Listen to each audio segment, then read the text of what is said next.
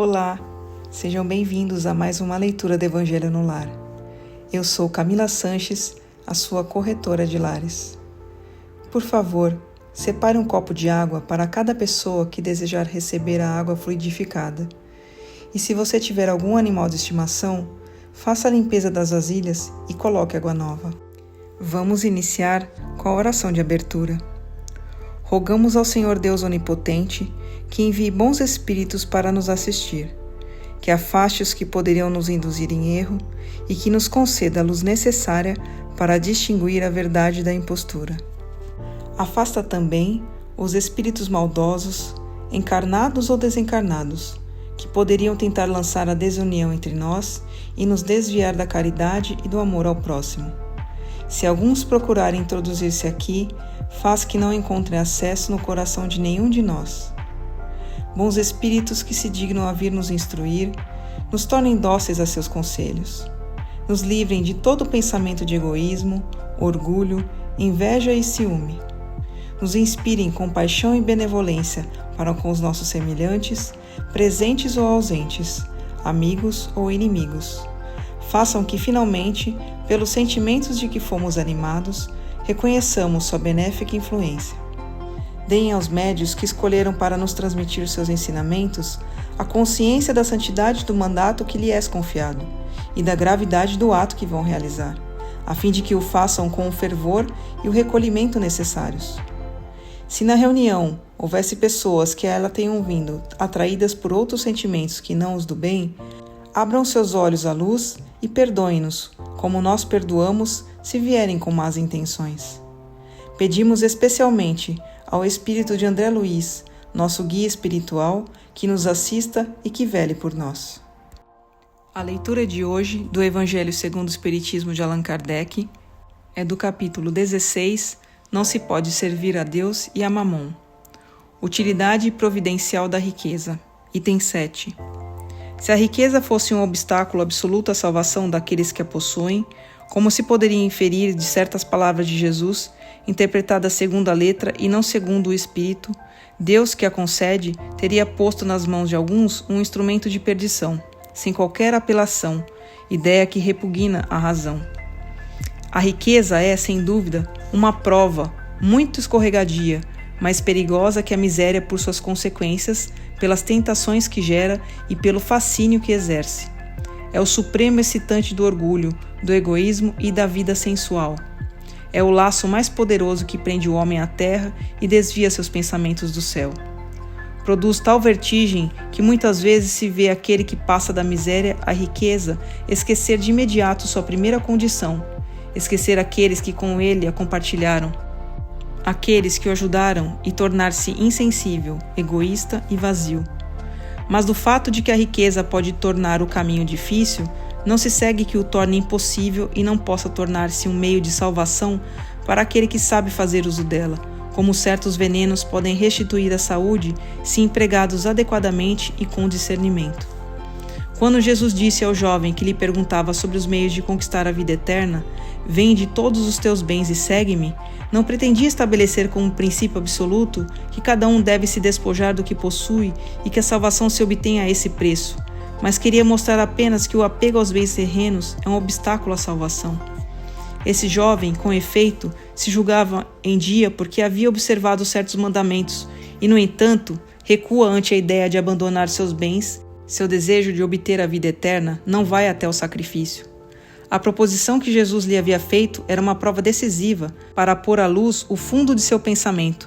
Ele podia sem dúvida ser um homem perfeitamente honesto na opinião do mundo. Não causar dano a ninguém, não maldizer o próximo, não ser vazio nem orgulhoso, honrar seu pai e sua mãe, mas não tinha verdadeira caridade, pois sua virtude não chegava até a abnegação. Isso é o que Jesus quis demonstrar. Era uma aplicação do princípio: fora da caridade não há salvação. A consequência dessas palavras, tomadas em sua acepção rigorosa, seria a abolição da riqueza como prejudicial à felicidade futura e como fonte de uma multidão de males na terra. Seria, além do mais, a condenação do trabalho que pode produzi-la, consequência absurda que reconduziria o homem à vida selvagem e que por isso mesmo estaria em contradição com a lei do progresso, que é uma lei de Deus. Se a riqueza é causa de muitos males, se intensifica tanto as más paixões, se provoca mesmo tantos crimes, não é a ela que devemos culpar, mas ao homem que dela abusa, como abusa de todos os dons de Deus. Pelo abuso, ele torna pernicioso o que poderia lhe ser de muita utilidade. É a consequência do estado de inferioridade do mundo terrestre.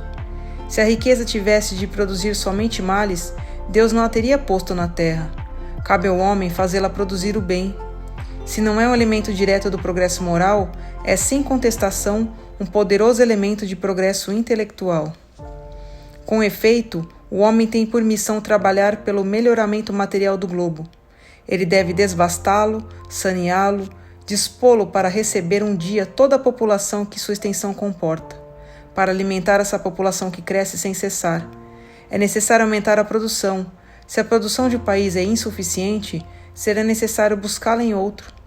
Por isso mesmo, as relações entre os povos se tornam uma necessidade. Para que evoluam mais facilmente, é necessário destruir os obstáculos materiais que as separam, tornar mais rápidas as comunicações. Para trabalhos que são obras dos séculos, o homem teve de extrair materiais até das entranhas da terra.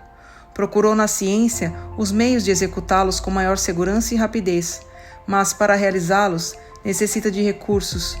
A necessidade o levou a criar a riqueza, como o levou a descobrir a ciência. A atividade que esses mesmos trabalhos impõem amplia e desenvolve sua inteligência. Essa inteligência que ele concentra primeiramente na satisfação das necessidades materiais o ajudará mais tarde a compreender as grandes verdades morais. Uma vez que a riqueza é o primeiro meio de execução, sem ela não há mais grandes obras, nem atividade, nem estímulos, nem pesquisas. É com razão, portanto, que a riqueza é considerada como um elemento do progresso. Palavra dos Espíritos, graças a Deus. Mas antes de iniciarmos a oração de encerramento, eu quero pedir a você, que ainda não é inscrito em nosso canal, por favor, se inscreva agora. Clique no botão inscrever-se aqui abaixo do vídeo. Aproveita para ativar o sininho das notificações e receber todos os nossos vídeos. Se você está com problemas, precisando de ajuda ou conhece alguém que está enfrentando muitas dificuldades em casa, como animaizinhos perdidos ou doentes, brigas constantes com os filhos, discussões no relacionamento, por favor, compartilhe essa mensagem. Leia também a descrição desse vídeo e entre em contato conosco pelo WhatsApp. Você pode salvar a vida de alguém, curtindo e compartilhando o nosso conteúdo. Vamos finalizar com a oração de encerramento. Agradecemos aos bons espíritos que se dignaram vir comunicar-se conosco e lhes rogamos que nos ajudem a pôr em prática as instruções que nos deram e façam com que, ao sair daqui, cada um de nós se sinta fortalecido na prática do bem e do amor ao próximo. Desejamos também que essas instruções sejam proveitosas para os espíritos sofredores, ignorantes ou viciosos, que puderam participar dessa reunião e para os quais imploramos a misericórdia de Deus. Amém.